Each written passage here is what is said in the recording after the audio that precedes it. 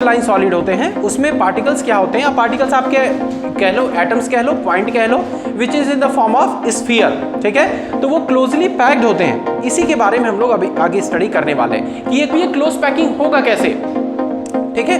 देखो दो तरीका है, हम चाहे तो रेक्टेंगल हम यहाँ पे भी बना सकते हैं। Here also I can draw the rectangle. Total number of atoms और the sphere which are in directly contact with the main sphere for which we are looking के साथ होंगे बेटा।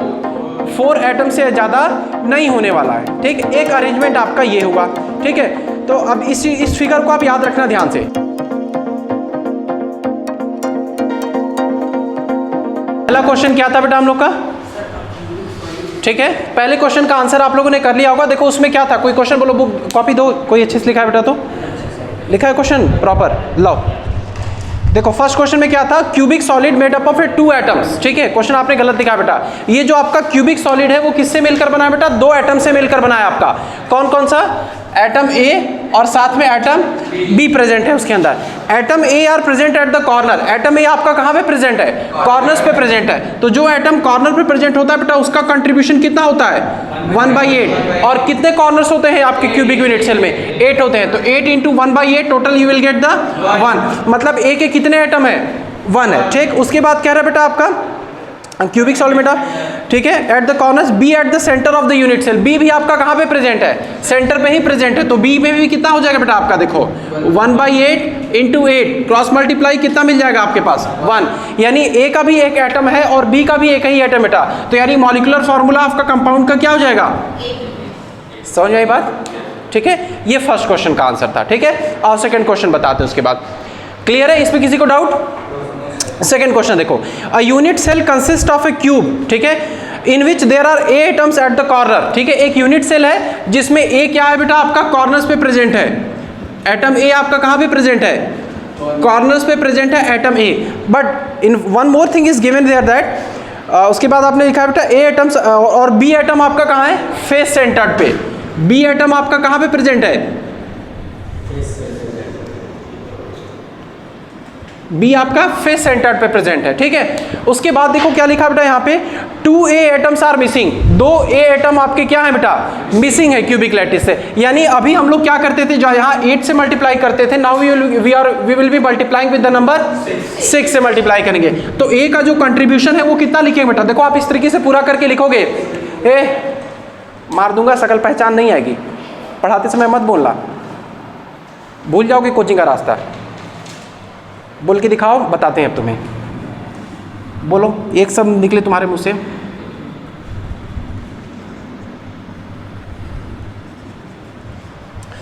देखो ए के हम लोग के कितने एटम मिसिंग है बेटा, 2 एटम मिसिंग है। तो इसके लिए आप पूरा इस तरीके से लिखोगे, contribution made by the atom A in the unit cell is equal to, कितना लिखोगे आप, 6 × 1/8 कितना मिलेगा आपको, 3/4 मिलेगा बेटा यहाँ पे आपको, ठीक। चलो, और उसके बाद जो आपका बी क्या बेटा, फेस सेंटर्ड पे है। तो जब ये फेस सेंटर्ड पे है तो इसका कंट्रीब्यूशन कितना होगा, कितने फेसेस होते हैं टोटल, 6 फेसेस होते हैं आपके।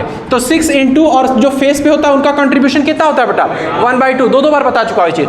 तो ये कितना मिलेगा आपको, 3। चलो अब लिखते हैं इसका molecular formula. So if will write the molecular formula we can write here A 3/4 और बी कितना बेटा आपका 3। अब देखो कोई भी मॉलिक्यूल हमारा ऐसा तो होता नहीं है, हम लोग को उसको सिंप्लीफाई करना होगा। तो सिंप्लीफाई करने के लिए हम क्या करते हैं बेटा, यहाँ पे देखो हम लोग इसको डिवाइड कर देते हैं, किससे, 4 से डिवाइड कर देते हैं, ठीक है। क्योंकि 4 ही हमको नीचे रिड्यूस करना पड़ेगा, तो 4 से डिवाइड करोगे, या 3 से कर लेते हैं बल्कि वो बेहतर रहेगा।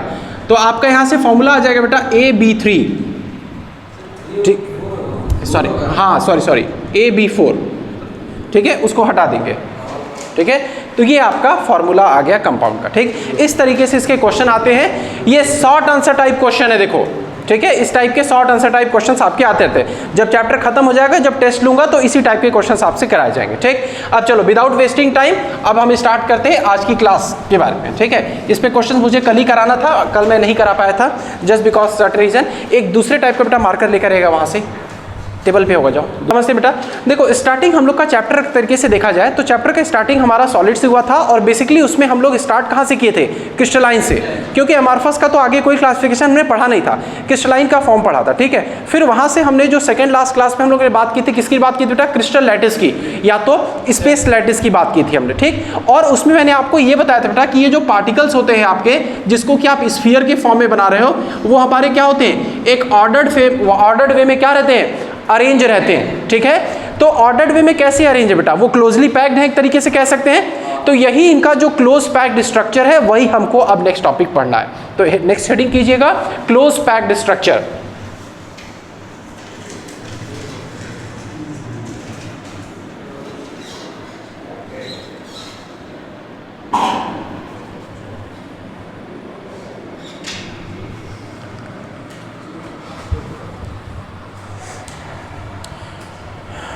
क्लोज पैक्ड स्ट्रक्चर, ठीक है। टॉपिक क्लियर हुआ बेटा हम लोग का, ठीक है। जो भी क्रिस्टलाइन सॉलिड होते हैं उसमें पार्टिकल्स क्या होते हैं, या पार्टिकल्स आपके कह लो, एटम्स कह लो, पॉइंट कह लो, which is in the form of sphere, ठीक है। तो वो क्लोजली पैक्ड होते हैं। इसी के बारे में हम लोग अभी आगे स्टडी करने वाले हैं कि ये क्लोजली पैक्ड कैसे होते हैं, और अगर क्लोजली पैक्ड है तो किस टाइप का यहाँ पे यूनिट सेल बन रहा है, ठीक है, क्या उनकी प्रॉपर्टीज होगी, इन सब चीज़ों के बारे में हम लोग पढ़ेंगे।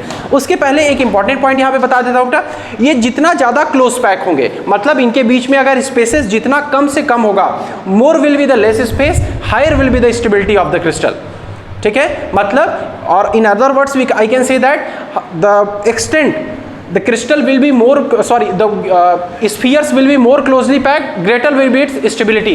इसका मतलब कि इसकी स्टेबिलिटी हम लोग की क्या होगी बेटा, ज़्यादा होगी। कब ज़्यादा होगा स्टेबिलिटी, जब ये सभी आपके स्फीयर्स कैसे होंगे, क्लोजली पैक्ड होंगे, तब ये आपका क्या होगा बेटा, आपका वो हो जाएगा, ठीक। अब ये क्लोज पैकिंग होगा कैसे, ठीक है। देखो दो तरीका है, हम चाहे तो रेक्टेंगल हम यहाँ पे भी बना सकते हैं, here also I can draw the rectangle, but हो सकता है यहाँ पे जो रेक्टेंगल बना उसका लेंथ ब्रेथ अलग हो सकता है और यहाँ पे भी लेंथ ब्रेथ अलग हो सकता है। जरूरी नहीं है बेटा कि यहाँ पे क्लोज पैक इस तरीके से, तो क्या हम ऐसे भी तो बना सकते हैं, फिर उसके ऊपर एक और लेयर भी तो ज्वाइन कर सकते हैं। तो in this way we will be having a different type of close pack structure. उस केस में हमको एक डिफरेंट क्लोज पैक स्ट्रक्चर मिलेगा। तो ऐसे कई 2-3 वेरिएशंस है that we are going to look forward for the different type of close packed structure, कि कैसे different type of close packed structure बनते हैं। उसके पहले 2-3 टर्म्स था, वो मैंने आपको ऑलरेडी बता रखा है, एज लेंथ और इन सब चीज़ों के बारे में। एक टर्म ऑलरेडी आज बता दिया, बट अभी बता दिया कि जिसमें जितना ज़्यादा close packing, more will be the stability. अभी बात क्लियर है चीज़। नेक्स्ट थिंग देखो, अगला टॉपिक यहां पे आता है, टॉपिक क्या बेटा, टर्म कह सकते हैं कोऑर्डिनेशन नंबर, कोऑर्डिनेशन नंबर, ठीक है। इसको समझते हैं ये क्या है बेटा हम लोग का कोऑर्डिनेशन नंबर। देखो हालांकि कोऑर्डिनेशन नंबर तो एक चैप्टर भी है जो आप इसी साल पढ़ोगे क्लास 12th में, बट यहाँ पे एक टर्म है सॉलिड स्टेट में, वो बताते हैं। देखो इसको मैं प्रैक्टिकली आपको समझाता हूँ इस तरीके से, कोऑर्डिनेशन नंबर। अब ये समझो आपका क्या बेटा, एक क्लोज पैक्ड स्ट्रक्चर है, ठीक है। ये आपके एटम्स हैं, पॉइंट्स जिसको कह लो, या सॉलिड क्या एटम्स कह लो इनको, ठीक। देखो बीच में आप ये ग्रीन वाली बॉल को देखो, ठीक। अब देखो इस बॉल से बेटा कितने बॉल डायरेक्टली कनेक्टेड है या टच में है, सिर्फ ओनली 2, नहीं 6 नहीं, सिर्फ ओनली 2।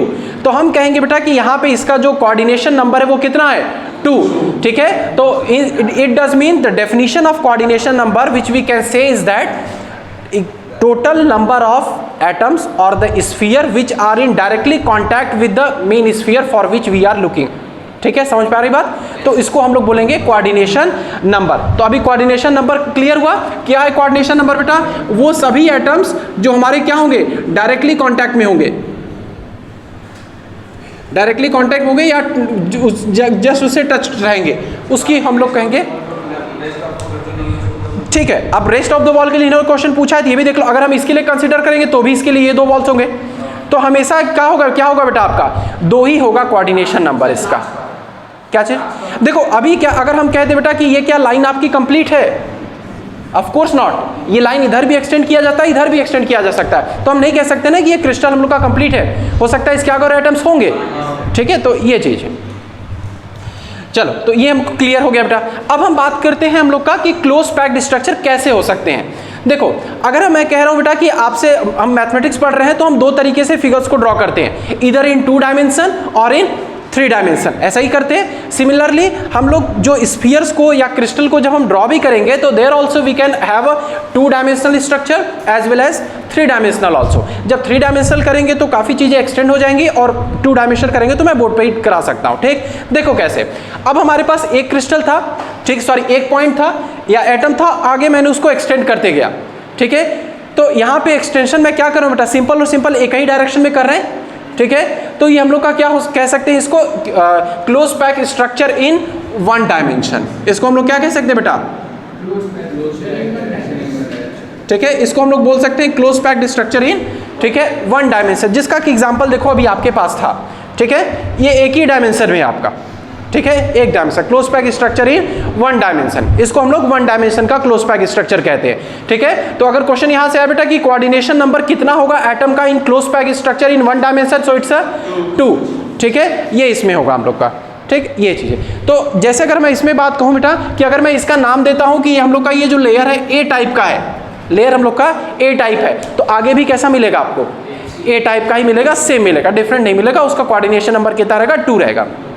ठीक है, let us talk about the close pack structure in 2 dimension. 1 dimension तो इजी था, अभी और 2 डायमेंशन की बात करते हैं बेटा, close packed structure in 2 dimensions.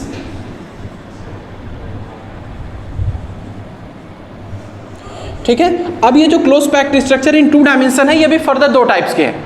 ठीक है, तो पहले ये आपको समझा देता हूं बेटा close pack structure in 2 dimension. ठीक है, देन आफ्टर बोर्ड पे ड्रॉ करके बताता हूं। अब देखो, अब इसलिए मैंने 2 अलग लेके आया है। ठीक है, अब देखो यहाँ पे क्या बेटा हम लोग के पास एक ये 1 डायमेंशन का क्लोज पैक स्ट्रक्चर, एक दूसरा क्लोज पैक स्ट्रक्चर 1 डायमेंशन का। दोनों को मैं इसी को एक के ऊपर देखो ऐसे प्लेस कर दे रहा हूं। देखो दिख रहा है, so it's your close pack structure in 2 dimension. ये आपका क्या मिला बेटा, आपका close pack structure in 2 dimension. एक आपको वर्टिकल अलाइनमेंट भी मिलेगा, हॉरिजॉन्टल अलाइनमेंट, मतलब एक ऐसे वर्टिकल अलाइनमेंट और एक ऐसे हॉरिजॉन्टल, दोनों आपको मिलेंगे, 2 वेक्टर्स मिलेंगे आपको। So we can say that it's your close pack structure in 2 dimension. ठीक है, ये 2 डायमेंशन। अब इसमें भी कोऑर्डिनेशन नंबर की बात कर लेते हैं इसी के ऊपर, इसलिए मैं 3 लेयर लेकर आया बेटा। एक और मैं यहाँ पे सपोज करो एकदम जस्ट इसी के ऊपर रखा गया बेटा, ऐसे सपोज करो। ठीक है, कोई आएगा बेटा यहाँ पे, आओ 1 मिनट, नहीं आने में वहाँ से दिक्कत होगा, इसको पकड़ना, जस्ट इसके ऊपर ही रहना चाहिए, इधर से मैं पकड़े रहूँगा बेटा। देखो अब ये आपको एकदम टच बॉल्स, हाँ ऐसा होना चाहिए। ठीक है, अब आप ये देखो बेटा, किसी एक बॉल को आप देखो, ग्रीन, येलो या जो ग्रीन और या जो भी कलर का आपका, वो बताओ वो आपका स्फीयर कितने स्फीयर्स के साथ डायरेक्टली कांटेक्ट में है? नहीं, 4 होंगे बेटा। एक्चुअली थोड़ा सा मेरा अरेंजमेंट गड़बड़ है, आई एक्सेप्ट दिस थिंग, लेकिन अगर आप ध्यान से देखोगे तो 4 के साथ ही होगा। जैसे देखो बेटा, आप पकड़े आराम से ना, देखो ये देखो बेटा, आप इस स्फीयर को देखो, वो कितने के साथ कांटेक्ट होगा? एक यहाँ से आपका कांटेक्ट होगा, एक रुको, रुको पीछे करो बेटा, रुको यहाँ इधर लाने दो, ऊपर रुको, छोड़ो, ऐसे पकड़ना। ठीक है, हाँ बस ऐसे पकड़ना, हाँ ये इस तरीके से। अब काउंट करो, देखो कितने के साथ होंगे बेटा? 4 एटम से ज़्यादा नहीं होने वाला है। ठीक, एक अरेंजमेंट आपका ये हुआ। ठीक है, तो अब इस फिगर को आप याद रखना ध्यान से। ठीक है, चलो बैठो, थैंक यू। तो इसके स्ट्रक्चर को देखो, क्या हम इस तरीके से ड्रॉ कर सकते हैं बेटा जो अभी आपने देखा है?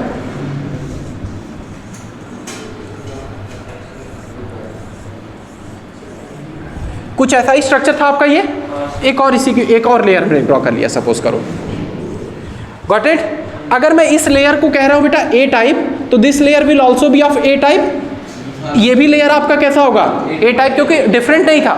ठीक है, हाँ मेरे पास बॉल का वो लिमिटेड था तो मैंने कलर मिक्स कर दिया अदरवाइज, बट मैंने ट्राई किया कि सेम ऐसा हो नहीं पाया। तो इस केस में जो आपको सॉलिड मिलेगा, उस टाइप ऑफ सॉलिड को आप क्या बोलोगे बेटा? ए टाइप का सॉलिड बोल सकते हैं।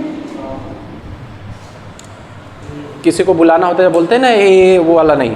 ठीक है, सॉलिड वाला। हाँ श्योर, हाँ अब उसके बारे में बात, पहले ये क्लियर हो बेटा।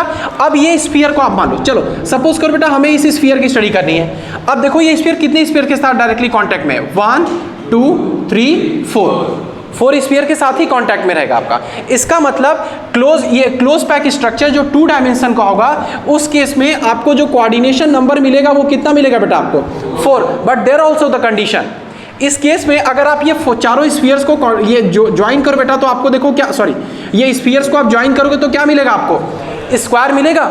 सो in that case we can call it as a square close packing, square close packing. इसको हम लोग क्या कहेंगे बेटा, स्क्वायर क्लोज पैकिंग। तो अब इसी चीज को कोई दूसरे तरीके से भी लर्न कर सकता है कि स्क्वायर क्लोज पैकिंग को हम लर्न कैसे करेंगे।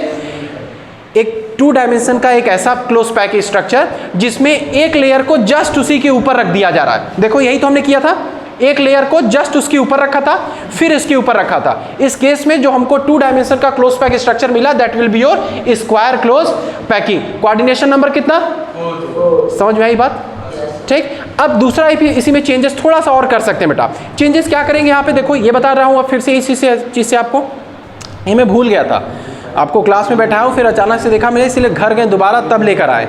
देखो अभी उस केस में, देखो इस केस में क्या हुआ था, आप ध्यान से देखो बेटा, इस स्फीयर को, इस वाले लेयर की स्फीयर के ऊपर जस्ट इसी का सेम स्फीयर रखा गया था, डिफरेंट कुछ नहीं किया हमने। लेकिन अभी थोड़ा सा डिफरेंस करेंगे। क्या डिफरेंस करेंगे, देखो आप खुद देख पाओगे, दिख रहा है, हाँ आगे थोड़ा सा शिफ्ट किए तो या इस चीज को ऐसे बोल सकते हैं कि इनके बीच में ये जो स्पेस है, देखो इसके स्पेस में हम दूसरा वाला लेयर रख रहे हैं, देख पा रहे हो, ठीक है। बॉल मुझे इसमें करने में, होल करने में हमें थोड़ा सा डिफॉर्म हो गया इसका शेप, नहीं तो प्रॉपर सही आता है, ठीक है ना, जो भी कैसा, लेकिन समझ पा रहे हो ना, ठीक है, वो इसमें शेप आ गया बेटा। अगर आप फिर इसी के ऊपर आप दूसरा अगर रखना चाहे तो वो आपके नीचे वाले लेयर से मैच करने लगेगा। सोच के देखो, अगर इसी के ऊपर फिर रखते हैं बेटा तो ये आपका क्या करेगा, नीचे वाले लेयर से मैच करने लगेगा। तो इस केस में आप ध्यान से देखो, मैं यहाँ पे फिगर बना के समझाने की कोशिश कर रहा हूँ। डस्टर का है, ये आपका कौन सा टाइप होगा बेटा, आपका ये ए टाइप होगा। अब यहाँ पे मैंने दूसरा, देखो यहाँ पे क्या बताता, मैं यहाँ पे लिख रहा हूँ इसको, ठीक है। देखो ये आपका क्लोज पैक इन 1 डायमेंशन, ठीक है। अब दूसरा स्फीयर कहाँ से स्टार्ट हो रहा है, देखो इसका जो डिप्रेशन है इसी से, और बड़ा बनाना पड़ेगा,